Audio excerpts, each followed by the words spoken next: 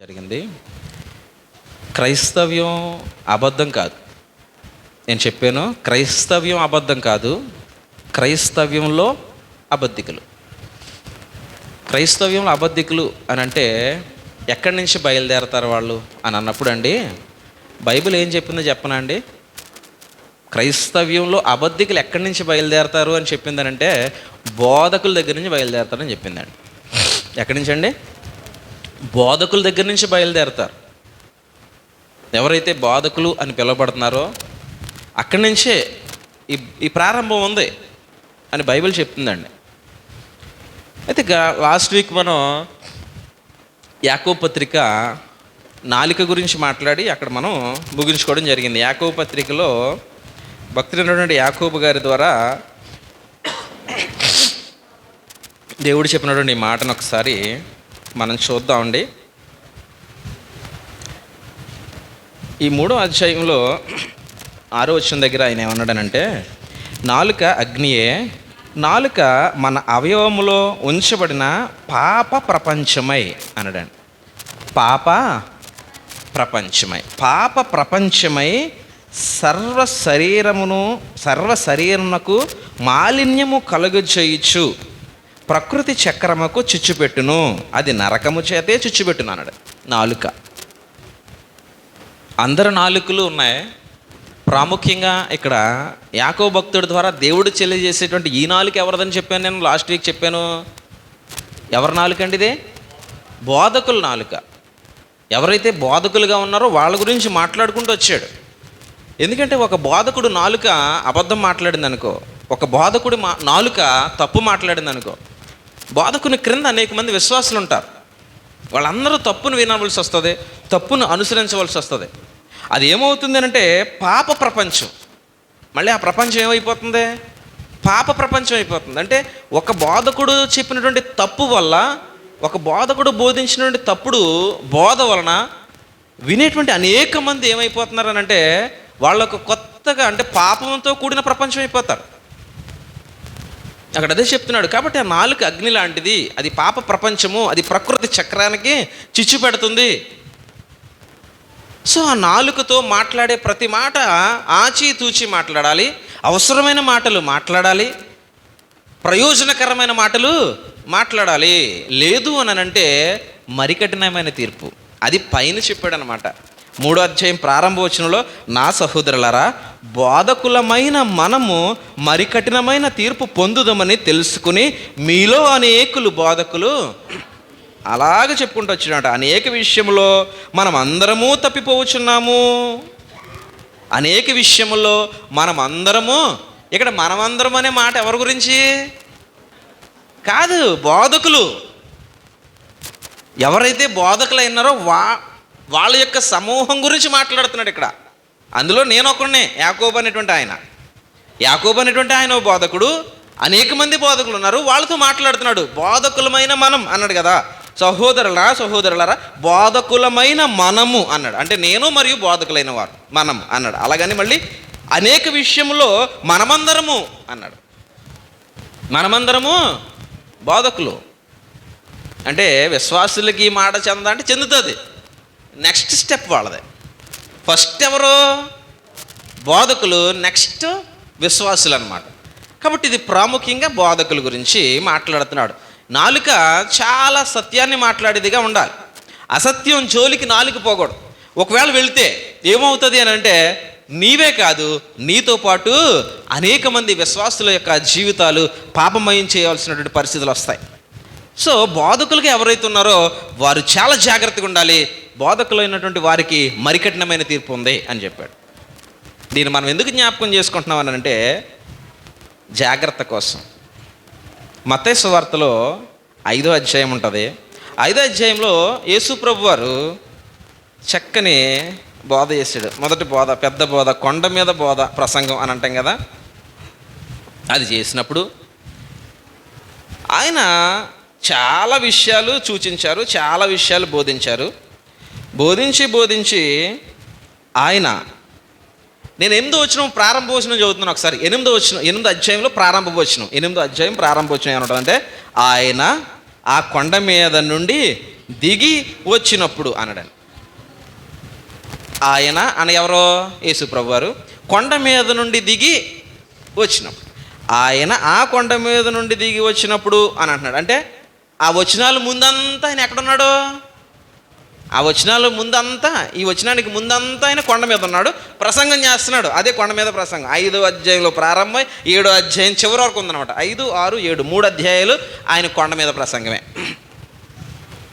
ఈ ప్రసంగం చేసి అనేక విషయాలు చెప్పి చివరికి వచ్చిన తర్వాత 15వ అంటే 7వ అధ్యాయం 15వ వచనం, 7వ అధ్యాయం 15వ వచనం దగ్గరికి వచ్చాక చివరికి వచ్చేసింది. ఇక బోధ అంతా అయిపోయింది. 5వ అధ్యాయంలో మొదలెట్టాడు. ఏమని మొదలెట్టాడు ఆయన?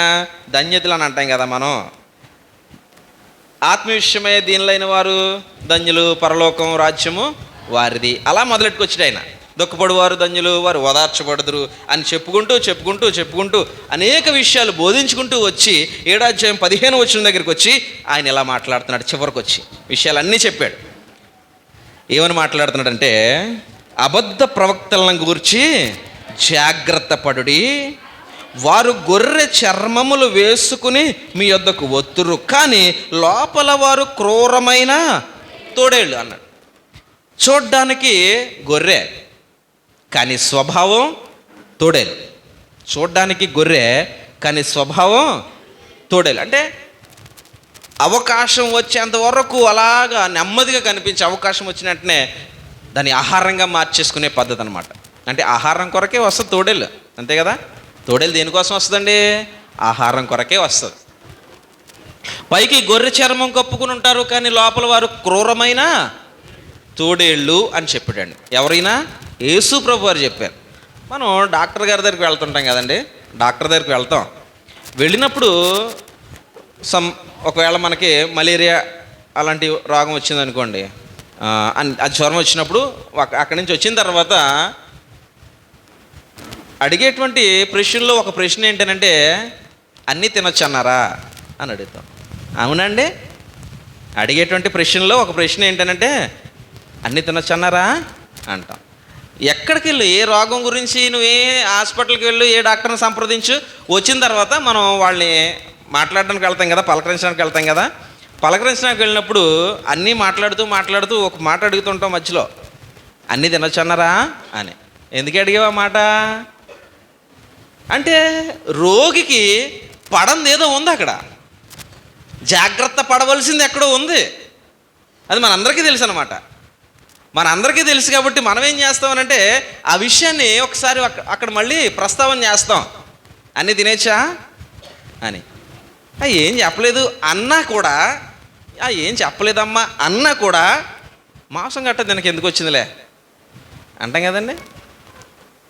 ఏం చెప్పలేదు అని అన్నా మనం ఊరుకోం.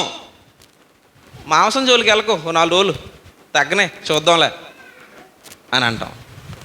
అంటే ఏదో ఒక జోలికి పోకుండా ఉండాలి బలహీనం అనేప్పుడు.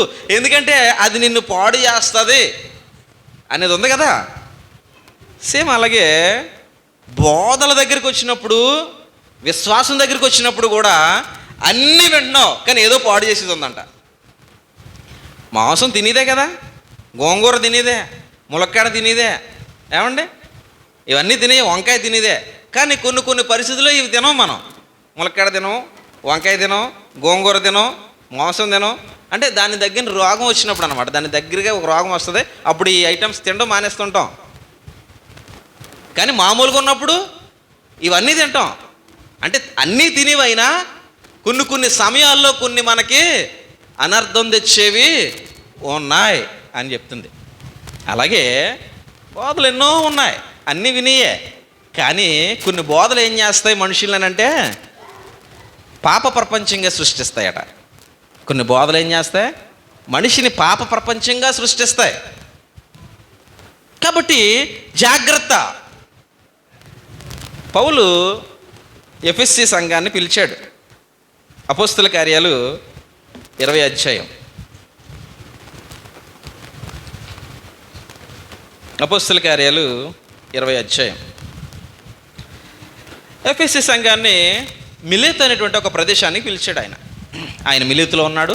ఎఫెసీ సంఘంలో ఉన్నటువంటి పాలకులు, సంఘాన్ని పరిపాలించేటువంటి ఆ బాడీ ఏదైతే ఉందో ఆ పెద్దల్ని మిలేతుకి రమ్మంటే వాళ్ళందరూ మిలేతుకి వచ్చారు. వాళ్ళతో మాట్లాడాడు, అబ్బాయి నేను ఎఫెస్సుకి వచ్చాను, చాలా సమస్యలు ఎదుర్కొన్నాను, సంఘాన్ని కట్టాను, ప్రభువారు నాకు నేర్పించిందంతా మీకు నేర్పించాను, నా దగ్గర అంటూ ఏమీ దాచుకోలేదు, కాబట్టి ఇప్పుడు మీకు అప్పగించిన బాధ్యతలో మీరు నిమగ్నమై ఉండండి. దేవుడు తన స్వరక్తం ఇచ్చి సంపాదించిన సంఘమును మీరు కాపాడాలి, కాయాలి, జాగ్రత్త సుమా అని చెప్పాడండి. అన్ని విషయాలు చెప్పుకుంటూ వచ్చాడు. అక్కడ యేసుప్రభు వారిలాగే పౌలు గారు కూడా, అంటే యేసుప్రభు వారు నేర్పితేనే కదా పౌలు గారు చెప్తారు, వాళ్ళు నేర్పితేనే కదా మనం చెప్తాం. కాబట్టి బోధనా శైలి ప్రభు దగ్గర నుంచి అపోస్తుల దగ్గరికి, అపోస్తుల దగ్గర నుంచి మన దగ్గరికి రావాలి. ఈ శైలిలో కానీ బోధలో కానీ మార్పు వస్తే అక్కడే అర్థం కావాలి, నాలిక మడత పడుతుంది అని, పాప ప్రపంచం సృష్టింపబడుతుంది అని. ఈ పౌలు ఇలా మాట్లాడుకుంటూ వచ్చి ఇక్కడ ఏం చెప్పాడనంటే 29వ వచనంలో, 20వ అధ్యాయం 29వ వచనంలో ఆయన ఏమన్నాడనంటే, నేను వెళ్ళిపోయిన తర్వాత క్రూరమైన తోడేళ్ళు మీలో ప్రవేశించునని నాకు తెలియను అన్నాడండి. అంటే ఖచ్చితంగా ఉంటుంది, ఎక్కడైనా సరే ఈ అపవాది యుద్ధం ఖచ్చితంగా ఉంటుంది. దేవునితో అపవాది చేసేటువంటి యుద్ధం అది డ్యామ్ ష్యూర్ అనమాట. ఏ సంఘ పరిధిలోనైనా సరే జరుగుతూనే ఉంటుంది. సో నాకు తెలుసు, నేను వెళ్ళిపోతున్నాను, నేను వెళ్తున్నాను, యెరూషలేము వెళ్ళిపోతున్నాడు అనమాట ఆయన. ఇక ఆయన తిరిగి వస్తాడో లేదా చనిపోతారో, ఇక ఏదో జరగవచ్చు, కానీ రాడికి మళ్ళా. కాబట్టి నేను వెళ్ళిపోతున్నాను, సంఘ బాధ్యతలు సంఘం మీకు అప్పగించాను, నేను వెళ్ళిపోయిన తర్వాత క్రూరమైన తోడేళ్ళు మీ దగ్గరికి వస్తాయని నాకు తెలుసు. మీ దగ్గరికి రావడం కాదు, ఆయన ఏమన్నాడండి, మీలోనే అని అంటాడు చూడండి, మీలో ప్రవేశించినని నాకు తెలియను, వారు మందను కనికరింపరు మరియు శిష్యులను తమ వెంట ఈడ్చుకుని పోవాలనని వంకర మాటలు పలుకు మనుష్యులు మీలోనే బయలుదేరతారు. ప్రత్యేకంగా రారు వాళ్ళు, వేరే డ్రెస్ కోడ్ పెట్టుకుని మన మధ్యకి రారు, వాళ్ళు మనతో ఉంటారు, కానీ అపవాది చేత పట్టబడతారన్నమాట. వాళ్ళు అపవాది ప్రేరణకు గురైపోతారన్నమాట. వాళ్ళు బోధకులుగా మారుతారు. అనేక మందిని ఏం చేస్తారు, ఆ రోజు హవ్వను సర్పం కాటు వేసినట్లుగా వీళ్ళ కాటు వేసేటువంటి ప్రమాదం అన్నమాట. ఆయన అది చెప్తున్నాడు, వారు మందను కనికరింపరు మరియు శిష్యులను తమ వెంట ఈడ్చుకుని పోవాలని నాలుక. మనకేం గుర్తు రావాలి, నాలుక గురించి చెప్పాడే యాకోబు భక్తుడు, ఏమని, నాలుక పాప ప్రపంచం. ఈడ్చుకుని పోవాలని వంకర మాటలు ఎక్కడి నుంచి వస్తాయండి అవి, నాలుక నుంచి వస్తాయి. వంకర మాటలు అంటే ఎలా ఉంటాయి ఎందుకనే, వంకరగా కర్ర ఉన్నదంటే ఇది అనుకోవచ్చు, వంకరగా ఇంకోటి ఉన్నదంటే ఇది అనుకోవచ్చు. మాటలు వంకరగా ఉండడం అంటే ఎలా ఉంటాయండి, వంకర మాటలు అంటే ఇదిగో ఇందులో ఉన్న మాటలు ఉన్నాయి కదా, దేవుని గ్రంథంలో ఉన్నటువంటివి, ప్రభువారు చెప్పినవి, అపోస్తులు చెప్పినవి. ఆ మాటలను ఏం చేస్తారు వాళ్ళనంటే ఇలా తిప్పుతారనమాట. ఆ మాటని అదే చదువుతారు, కానీ దాని అర్థాన్ని, ఇప్పుడు పదానికి మనం వినిపింపజేసే శబ్దాన్ని బట్టి మార్పు వస్తుంది కదా, వినిపింపజేసే శబ్దాన్ని బట్టి మార్పు వస్తుంది. ఒకే పదం, అదే భావం. మీ నాన్న, మీ బాబు, ఒకే పదం కదండి, అంటే అర్థం అదే, మీ నాన్న, మీ బాబు అన్నా. కానీ అక్కడ ఖచ్చితంగా ఒక మనసులో ఒక వేరే ఉద్దేశం ఉన్నప్పుడే ఈ మార్పులు వస్తాయి అన్నమాట. వచ్చారా, తగలడ్డారా, ఉద్దేశం ఏంటి, రా తగలడు అంటారు. అదేంటి, ఉద్దేశం ఒకటే, రమ్మని చెప్పడమే, కానీ పదాల్లో అవే. ఇక్కడ ఉన్నటువంటి మాటలను ఏం చేస్తారు అని అంటే, ఎక్కడి నుంచి బోధించేవాడు వాటిని వంకరగా మారుస్తాడు అన్నాడని. పేతురు పత్రిక రాసి పౌలు చెప్పిన మాటల గురించి ఏం చేస్తారో అన్నది ఆయన పత్రికలో చెప్పాడు. ఒకసారి పేతురు రాసిన రెండో పత్రిక 3వ అధ్యాయము 16వ వచనం దగ్గర ఈ వంకర మాటల గురించి మనం చూస్తున్నాం. 16వ వచనం దగ్గర ఆయన ఏమంటాడంటే, పేతురు గారు ఇలా మాట్లాడుతున్నాడు, వీటిని గూర్చి తన పత్రికలన్నిటిలోనూ బోధించున్నాడు. ఎవరు అని అంటే పౌలు గారు వీటిని గురించి తన పత్రికలన్నిటిలోనూ బోధించున్నాడు. అయితే వాటిలో కొన్ని సంగతులు గ్రహించుటకు కష్టమైనవి. వీటిని అంటే పౌలు బోధించిన వీటిని విద్యాహీనులను అస్థిరులైన వారును తక్కిన లేఖములను అపార్థం చేసినట్లు తమ స్వకీయ నాశనమునకు అపార్థము చేయుదురు అన్నాడు. అంటే అర్థం వేరు, అపార్థం వేరు. అర్థానికి వ్యతిరేకమే అపార్థం. అంటే ఒక భావంతో దేవుడు, ఒక భావంతో పౌలు చెప్తాడు, కానీ ఆ భావాన్ని పూర్తిగా మార్చి అర్థాన్ని అపార్థంగా మార్చేటువంటి బోధకులు ఉన్నారు అని చెప్తున్నాడు. అవే మాటలు ఉంటాయి, కానీ అర్థంలో మార్పులు వచ్చేస్తాయి అన్నమాట. అర్థంలో మార్పులు వచ్చేస్తాయి. ఇలాంటి బోధకులు ఉన్నారు. ఈ ప్రమాదపు హెచ్చరికలు ఎందుకు చెప్తున్నాడు? తుఫాను వచ్చినప్పుడు సముద్రంలోకి వెళ్ళొద్దు అన్నాడు గవర్నమెంట్ ఆయన. ఎందుకని? వెళ్తే చచ్చిపోతావని. అంతే కదండి. తుఫాను వచ్చినప్పుడు సముద్రంలోకి వెళ్ళొద్దు. బ్రిడ్జ్ కడుతూ ఉన్నారు, జరుగుతుంది, కన్స్ట్రక్షన్లో ఉంది. సో టేక్ డైవర్షన్ అన్నాడు. అంటే పక్కకు తీసుకోండి దారి అని బోర్డు పెట్టాడు అక్కడ. నువ్వు బ్రిడ్జ్ ఎక్కితే ఏమవుతావు? బ్రిడ్జ్తో పాటు కింద పడి చేస్తావు. అంటే నీకు ప్రమాదం ఉన్నప్పుడు ప్రమాదపు హెచ్చరిక ఇవ్వడం అధికారి పని. అలాగే మానవుడిగా జన్మించిన నీకు మరణం వచ్చేలోపు జాగ్రత్త పడకపోతే మరణం వచ్చిన తర్వాత ప్రమాదంలో చిక్కుకుంటావు. అది తెలియచేయడం దైవం పని. కాబట్టి ఆ దైవం ఏం చేస్తున్నాడనంటే ప్రమాదంలో చిక్కుకోకుండా ఉండడానికి జాగ్రత్తలు నేర్పిస్తున్నాడు అనమాట. క్రైస్తవులను చెప్పుకునేవారు ప్రమాదంలో ఉన్నారు. కారణం ఏంటంటే ప్రమాదకరమైన బోధలు, అపార్థం చేసేటువంటి బోధలు. మనం చెప్పే మాటలు కాదు, దేవుడే చెప్పాడు, మనం ముందు ఉంచుకుంటున్నాం అంతే. దేవుడు చెప్పిన మాటలే మనం ముందు ఉంచుకుంటున్నాం వాటిని. అలాంటి వ్యక్తిత్వం కలిగినటువంటి అనేక మంది మనుషులు బోధకులుగా మారి స్వప్రయోజనం కొరకు బోధ చేసి అనేక మంది విశ్వాసుల మనసులను విరిచివేస్తున్నారు. వారు పరలోకం వెళ్లకుండా ఆపేస్తున్నారు. సో అలాంటిది జరగకుండా ఉండాలంటే విశ్వాసి మెలకువగా ఉండాలి. బోధించేటప్పుడు బోధ అర్థవంతంగా బయటకు వస్తుందా, అపార్థంతో బయటకు వస్తుందా, అక్కడ ఉన్నదే వస్తుందా, ఉన్నదానికి ఏదైనా జోడించబడి వస్తుందా, ఇది తెలియాలంటే మనం బైబిల్ బాగా చదవాలి. బైబిల్ని బాగా చదవాలి. ఆసక్తి దేవుని పట్ల మనకి ఎక్కువ ఉన్నప్పుడు దేవుని ఆలోచనలో నుంచి మనల్ని దూరం జరగనివ్వడు ఆయన. ఆసక్తి లేకుండా ఏదో నలుగురు కోసం అనేటువంటి ఆలోచనతో మాత్రం ఉంటే అర్థం కాదు బైబిల్. ఏదో వాక్యం వినబడుతుంది, మనం ఏదో వింటాం, అయిపోద్ది, అన్నీ నిజం అనుకుంటాం. కానీ అపార్థాలు నిజం అనుకున్నప్పుడు ఏమవుతుందనంటే అనర్థానికి దారితీస్తుంది. మన ప్రాణం పోయాక దేవునికి దూరం అయిపోయేటువంటి ప్రమాదం ఉంది. అది జరగకుండా ఉండాలంటే ప్రాణంతో ఈ లోకంలో ఉండగానే దేవుడు చెప్పిన జాగ్రత్తను బట్టి బోధన ఎంచుకోవాలి. ఎందుకనంటే ఈ నాలుగుతో వచ్చేటువంటి మాటలే నీ నాశనాన్ని సూచించేవి. ఈ నాలుగుతో వచ్చేటువంటి మాటలే నిన్ను పరలోకం పంపించేవి. కాబట్టి ఆ నాలుగు పాప ప్రపంచమై ఉంది. ఆ నాలుగు నువ్వు పరిశీలించుకో. ఇక్కడున్న మాట వాస్తవంగా రాకపోతే ఆ నాలుగుకి దూరంగా ఉండు అని చెప్పాడండి భక్తుడు. హెబ్రీయుల పత్రిక రాస్తూ చక్కగా చెప్పాడు. అలాగే తెస్సలోనికలకు రాస్తూ కూడా చెప్పాడు. అలాంటి వారికి దూరంగా, ఎందుకంటే వారు చెప్పింది కాక మారితే ఏమైపోతావు అంటే దైవ సహవాసానికి దూరం అయిపోతావు. అపోస్తులు చెప్పింది మారితే దైవ సహవాసానికి దూరం అయిపోతావు. సో దైవ సహవాసానికి దూరం అయిపోకుండా ముందు వాళ్ళకే దూరం అయిపో అన్నాడు. తెస్సలోనికలు రాసిన 2వ పత్రిక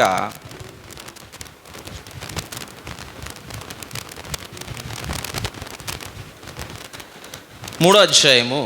తెస్సలోనికలు రాసిన 2వ పత్రిక 3వ అధ్యాయము 6వ వచనం.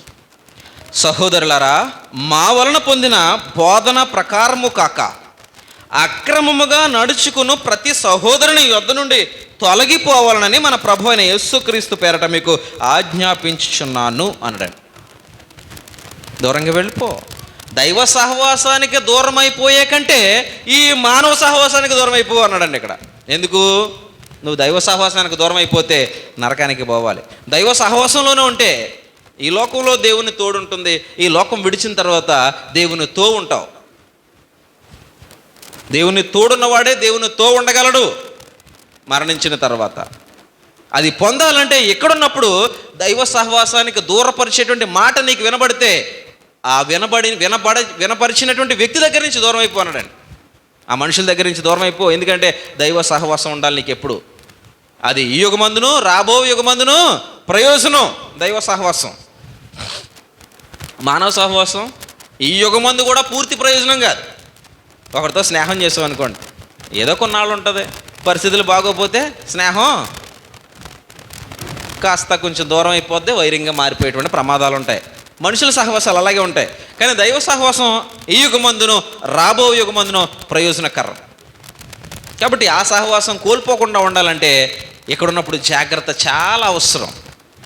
క్రైస్తవులం కదా, క్రీస్తుతో నేను నడుస్తాను, క్రీస్తుని వెంబడిస్తాను, క్రీస్తుని నా రక్షకుడిగా నేను పొందుకున్నాను, క్రీస్తుని ధరించుకుని ఉన్నాను అన్నటువంటి మనం ఆ క్రీస్తు మాట నుంచి బయటికి పోకుండా జాగ్రత్త పడవలసిన బాధ్యత కూడా మన పైన ఉంది. పేతురు పత్రిక 2వ అధ్యాయంలో 2వ పత్రికలో ఆయన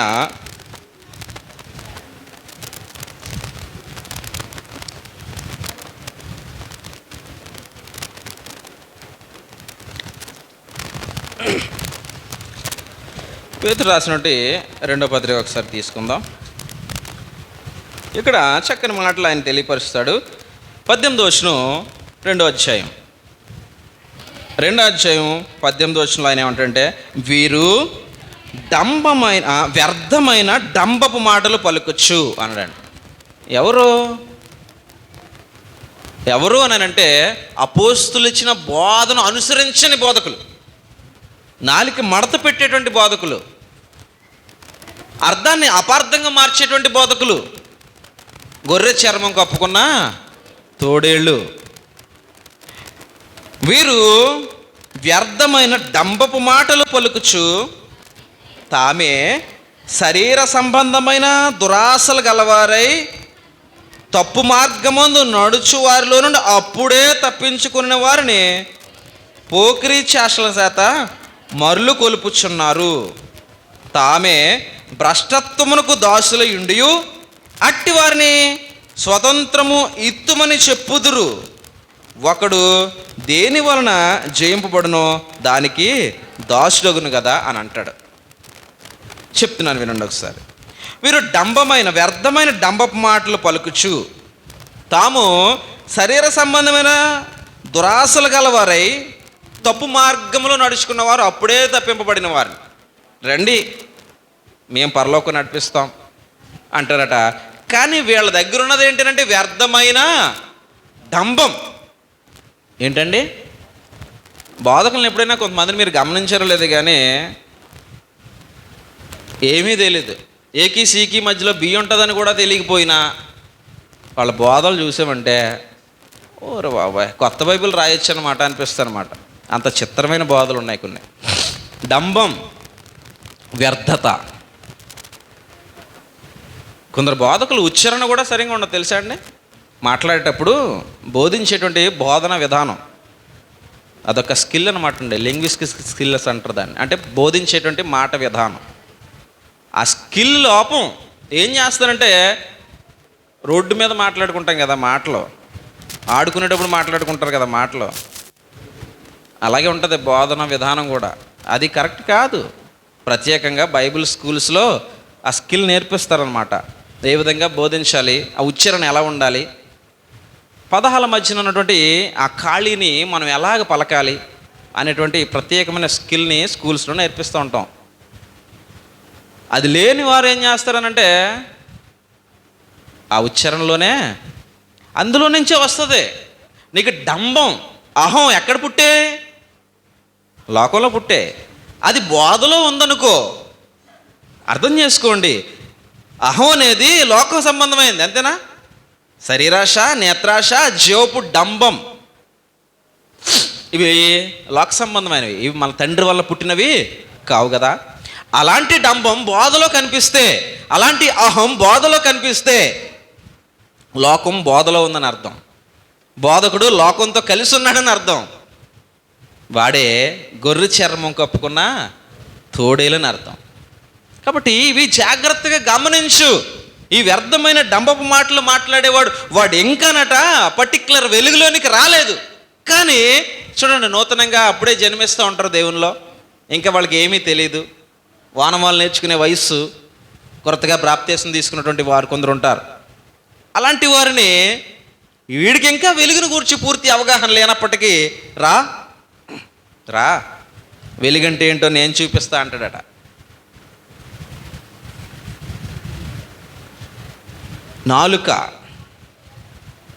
నాలుక మాట్లాడి ఒక సమాజాన్ని పాప ప్రపంచంగా సృష్టిస్తుంది. ఇది జాగ్రత్త సుమా అని చెప్తున్నాడు. వీళ్ళ వ్యక్తిత్వాన్ని యోధా పత్రికలో చక్క భక్తులైన యోధా గారు వీళ్ళ వ్యక్తిత్వం గురించి మాట్లాడతారు. ఒకసారి దాన్ని మనం చూస్తే యోధా పత్రికలో 10వ వచనం దగ్గర నుంచి చూద్దాం. యోధా పత్రిక 10వ వచనం దగ్గర నుంచి మనం చూస్తే ఏమంటాడు? వీరైతే ఎవరు వీరు? అదే ఇందాక నుంచి వస్తున్నాం కదా, వారే గొర్రె చర్మము కప్పుకున్న తోడేళ్ళు, నాలుకతో ఒక పాప ప్రపంచాన్ని సృష్టించేటువంటి తోడేళ్ళు.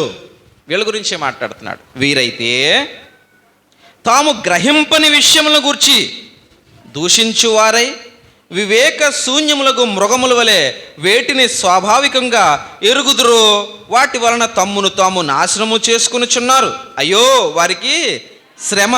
వారు కయ్యోను నడిచిన మార్గములో నడిచిరి, బహుమానము పొందవలనని బిలాము నడిచిన తప్పు త్రోవలో ఆతురముగా పరిగెత్తిరి, కోరాహు చేసినట్లు తిరస్కారము చేసి నశించిరి. వీరు నిర్భయులును, అంతేనా? వీరు నిర్భయముగా మీతో సుభోజనము చేయుచు తమ్మును తాము నిర్భయముగా పోషించుకొనుచు మీ ప్రేమ విందులలో దొంగ మెట్టలుగా ఉన్నారు. చాలా ప్రమాదం. దొంగమెట్ట కనపడదు కదా, అలా ఉంటారట. దొంగమెట్ట కనపడుతుందా? చెప్పాను కదా చాలాసార్లు మీకు. దొంగమెట్ట అంటే ఏంటి? సముద్రం మధ్యలో అక్కడక్కడ ఉంటాయి, పైన నీరు ఉంటుంది కానీ కింద మెట్ట ఉంటుంది, అది కనిపించదు. ఈ నావికుడికి దాని యొక్క అవగాహన లేకపోతే వెళ్ళి దాన్ని గుద్దుకుని చచ్చే ప్రమాదం ఉంటుంది. ఇప్పుడు రోడ్డు మీద వర్షం వచ్చినప్పుడు తెలుస్తుంది కదా, మన రోడ్డు మీద వెళ్ళేటప్పుడు వర్షం వచ్చినప్పుడు ఏమవుతుందంటే నీరు నిండిపోయి సమానంగా అయిపోద్ది. ఆ నీటి క్రింద గోతులు ఉంటుంటాయండి.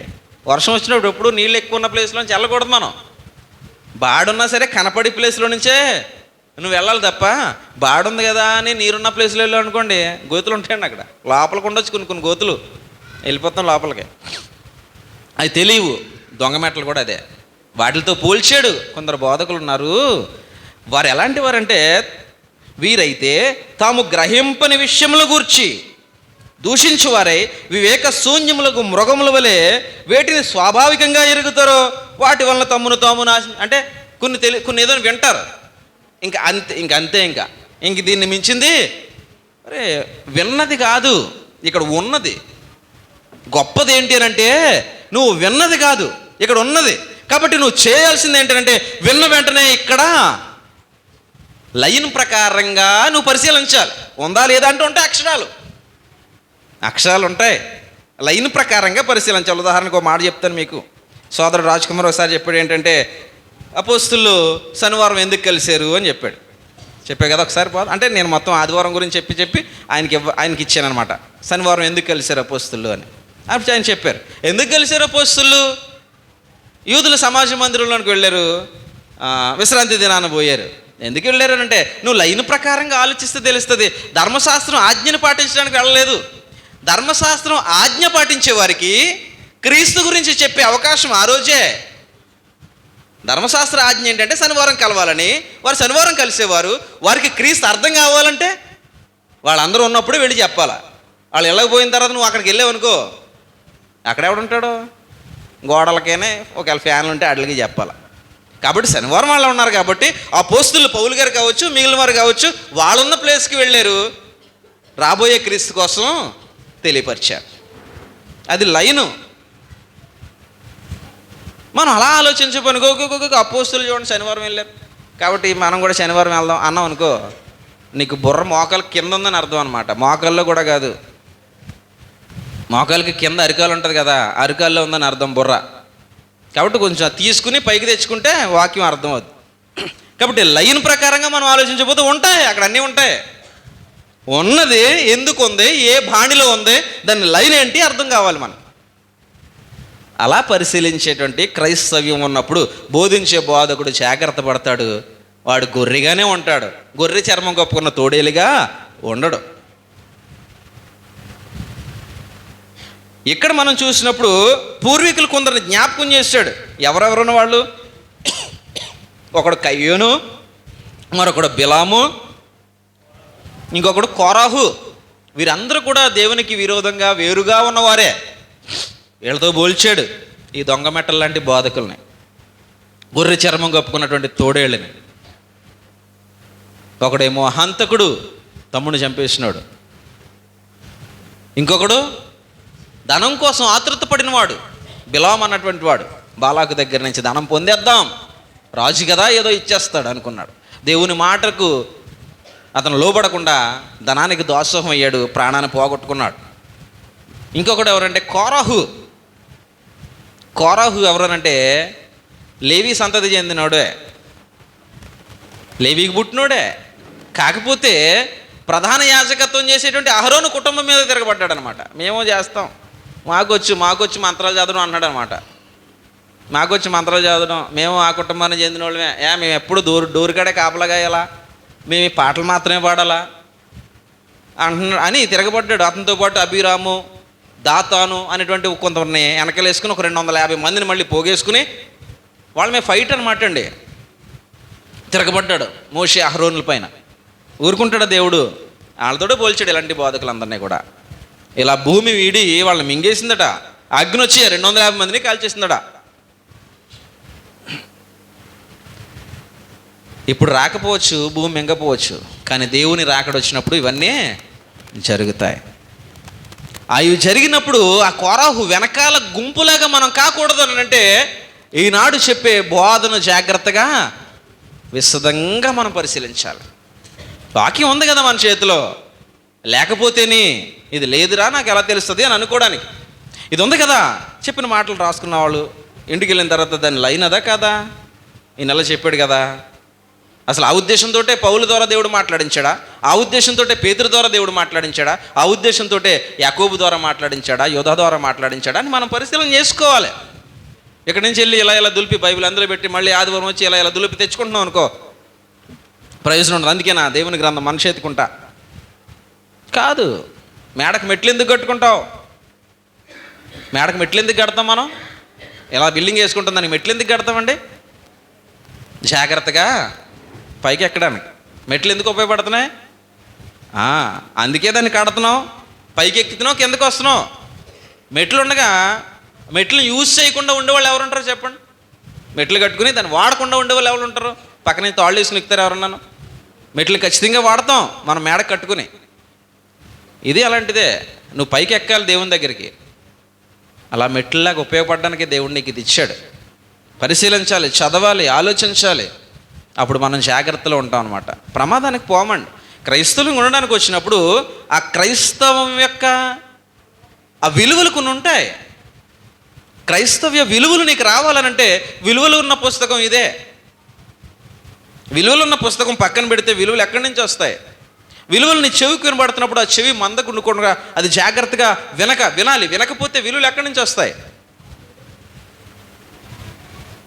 కాబట్టి మనం వినని మందమతులు కాకూడదు. పూర్వం ఇశ్రాయేలీయులు అలాగే మారారు, వారు వినని మందమతులు అయ్యారు. కానీ ఈరోజు మనం ఆసక్తితో వినేవారం కావాలని చెప్తున్నాడు. వినడానికి ఆసక్తిగా ఉండాలి, వేగిరపడాలి, మాట్లాడడానికి నిదానించాలి అని చెప్పాడు. అది క్రైస్తవ విలువ. లభలభమని మాట్లాడుకో, నిదానించి మాట్లాడు. నేను విన్ను అనుకో, ప్రతిదీ విను. ఆ విన్నదాన్ని తర్వాత నువ్వేం చేయాలి? పరిశీలన చేయాలి. అందులో ఎంతవరకు వాస్తవం ఉంది, ఎంతవరకు అబద్ధం ఉంది, ఏది ఉపయోగం, ఏది అనవసరం, ఇది పరిశీలన చేయాలి. ఇది క్రైస్తవ విలువ అన్నమాట.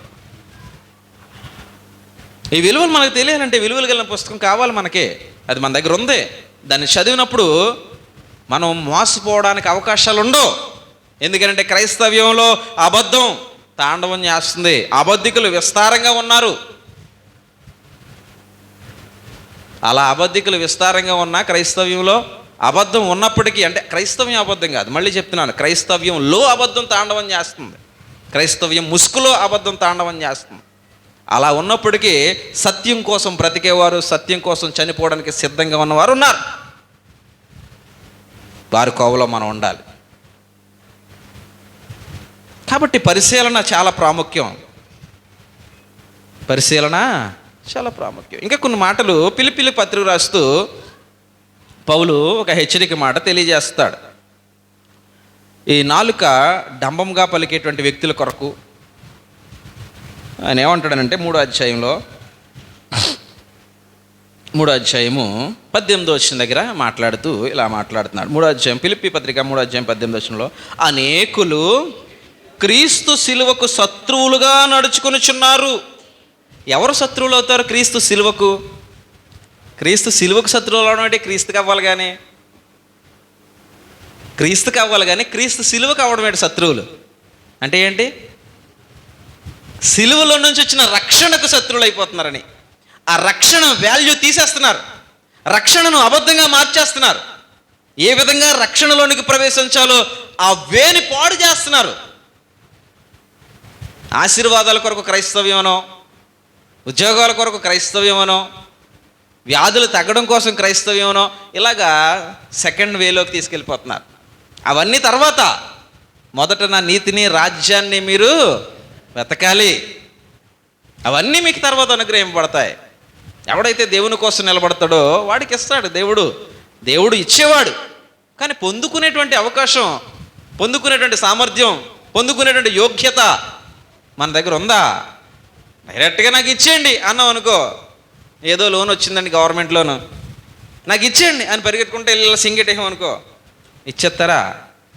ఆధార్ కార్డు అట్రా, లా కార్డు అట్రా, ఈ కార్డు అట్రా, ఇవన్నీ ఉన్నాయి. దీనికోసం నువ్వు అప్లై చేసావా? అప్లికేషన్ అట్రా. మరి ఎవడైనా ఇమ్మని చెప్తున్నాడా? ఆ రికమెండేషన్ బట్రా. ఇవన్నీ వచ్చాయా? ఈసారి మరి నాకు ఇవ్వాల్సిన ఓటా బట్రా. ఇన్ని ఉన్నాయి.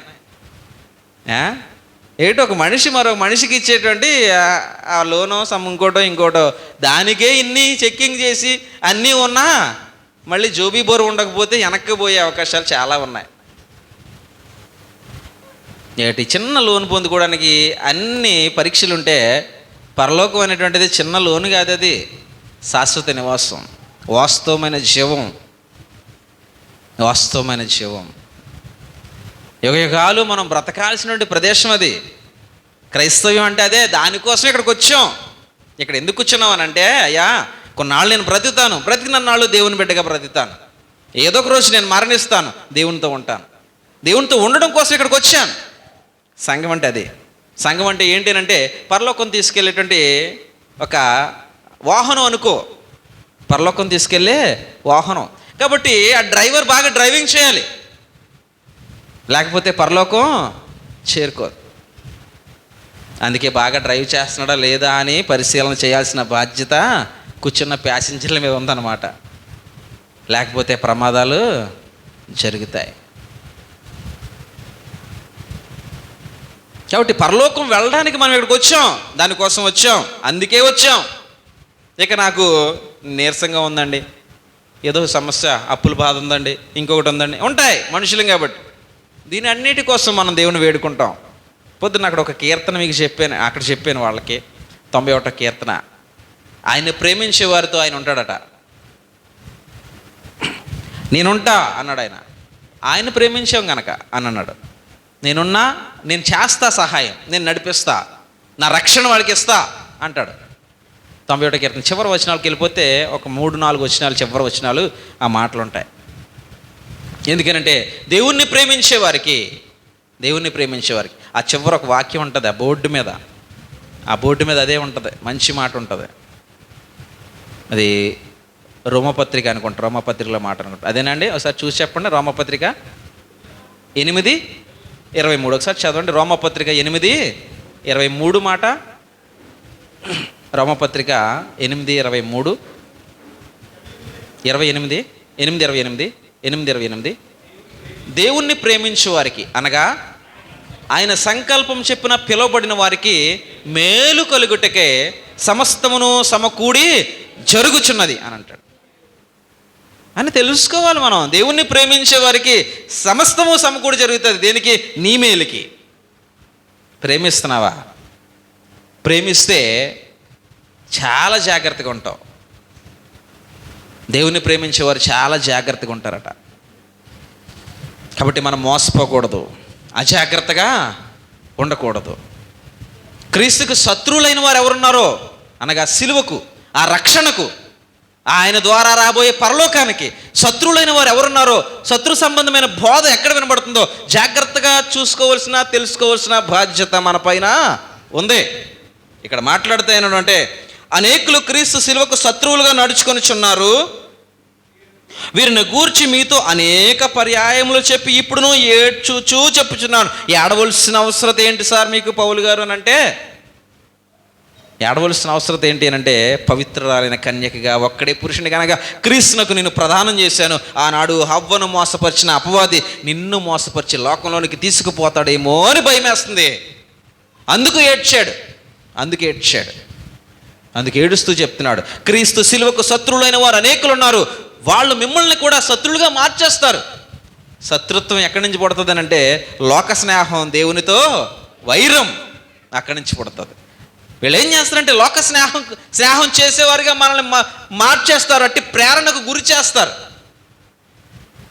అంటే ఎన్నాళ్ళు భౌతిక సంబంధమైన ఈవిని అపేక్షిస్తాం. మనంత దౌర్భాగ్యులు ఉండడు అంటాడు పౌలు కొరింథీయులకు రాస్తూ. ఓన్లీ ఈ భౌతిక సంబంధమైన జీవితం కొరకే మనం క్రీస్తుని వెంబడిస్తే మనంత దౌర్భాగ్యులు ఉండట.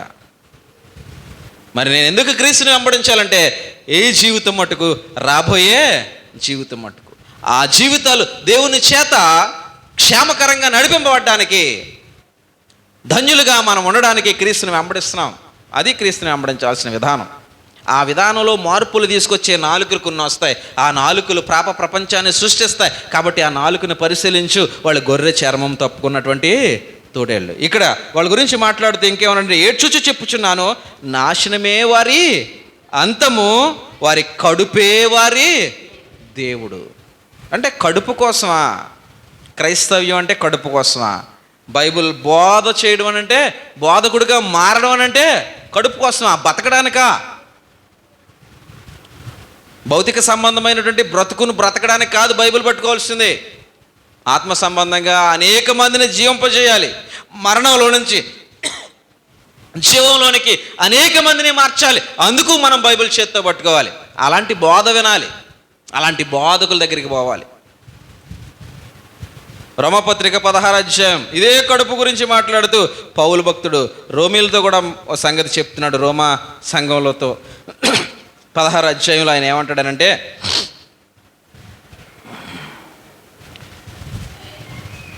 18వ వచనం, అట్టివారు మన ప్రభు అయిన క్రీస్తుకు కాక తమ కడుపునకే దాసులు, వారు ఇంపైన మాటల వలన ఇచ్చకముల వలనను నిష్కపటుల మనస్సులు మోసపుచ్చుతారు. ఇంపైన మాటలు, ఇచ్చకపు మాటలు ఎక్కడి నుంచి వస్తాయి? నాలుక. అక్కడి నుంచే మనం బయలుదేరాం.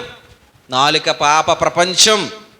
అంటే ఈ ప్రపంచమే పాపంతో సృష్టింపబడి, అంటే పాపంతో నిండుకుని ఉంటే దానిలో నుంచి దేవుడు మనల్ని కాపాడి రక్షించి పరిశుద్ధపరిచి పరిశుద్ధులుగా ఉండడానికి ఇక్కడ కూర్చోబెడితే మళ్ళీ ఇక్కడ కొత్త ప్రపంచం సృష్టింపబడుతుంది. ఆ ప్రపంచం పేరే పాప ప్రపంచం. దాని ముసుకే క్రైస్తవ్యం. క్రైస్తవ్యం ముసుగులో పాప ప్రపంచం సృష్టింపబడుతుంది నువ్వు జాగ్రత్తగా ఉండకపోతే. లోకంలో ఉండదు ఇది. లోకం ఆల్రెడీ పాపం. అక్కడి నుంచి రక్షింపబడి పరిశుద్ధులుగా మార్చబడి పరిశుద్ధులుగా ఉండడానికి పిలువబడిన ఈ సంఘంలో నాలుక జాగ్రత్తగా వాడని బోధకుడు వలన ఇదే సంఘంలో ఒక పాప ప్రపంచం సృష్టింపబడుతుంది. ఆ పాప ప్రపంచానికి మనం అంకితం కాకూడదు అని అంటే చాలా జాగ్రత్తగా ఉండాలట. భక్తులైనటువంటి యోహాను పత్రిక రాస్తూ మొదటి పత్రికలో ఈ విధంగా మాట్లాడుతున్నాడు మనతో. మొదటి పత్రిక, యోహాను రాసినటువంటి మొదటి పత్రిక, మీరు రాసుకోండి అమ్మా, మాటలు చాలా ప్రాముఖ్యమైన మాటలు ఇవి. 2వ అధ్యాయము 18వ వచనాన్ని ఒకసారి చూద్దాం. 2వ అధ్యాయము 18వ వచనం. చిన్న పిల్లలారా, ఇది కడవరి గడియ, క్రీస్తు విరోధి వచ్చినని వింటిరి కదా. ఇప్పుడును అనేకులైన క్రీస్తు విరోధులు బయలుదేరి ఉన్నారు. ఇది కడవరి గడియ అని దీని చేత క్రీస్తు విరోధి. ఎక్కడ క్రీస్తు విరోధి అని అంటే మనం అనుకుంటాం లోకమేమో అని. ఇక్కడ అది చెప్తలేదు. కింద అన్నాడు కదా, వారు మనలో నుండే బయలు వెళ్ళిరి కానీ వారు మన సంబంధులు అంటాడు. బయట కాదు, లోకం కాదు. బాప్తిసం పొందినోడి గురించి మాట్లాడట్లేదు. నేను క్రైస్తవునండి, బాప్తిసం పొందానండి అని చెప్పి ఒక బోధకుడిగా మారిపోయి అనేక మందిని పాప ప్రపంచంగా సృష్టించే కొందరున్నారే, వాళ్ళ గురించి మాట్లాడుతున్నాడు. క్రీస్తు విరోధులు అనేక మంది బయలుదేరున్నారు ప్రపంచంలో. జాగ్రత్తగా ఉండాలి. కడుపు కోసం వచ్చేవాడు, బతకడం కోసం వచ్చేవాడు, ఈర్షతో వచ్చేవాళ్ళు. పిలిపి పత్రికలో అదే కూడా చెప్తాడు. కక్ష చేత వస్తారట కొందరు బోధకులుగా. కక్ష చేత వస్తారా? అరే, కక్షలు ఉండకూడదు అని చెప్పే దేవుడు కక్ష చేత బోధకుడు అయితే నువ్వు బోధకుడు కాదు, బాధకుడివి.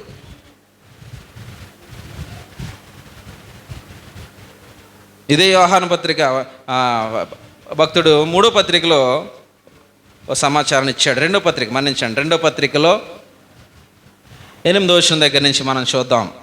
యోహాను రాసినటువంటి 2వ పత్రిక 8వ వచనం. అట్టివాడే వంచకుడును క్రీస్తు విరోధినై ఉన్నాడు.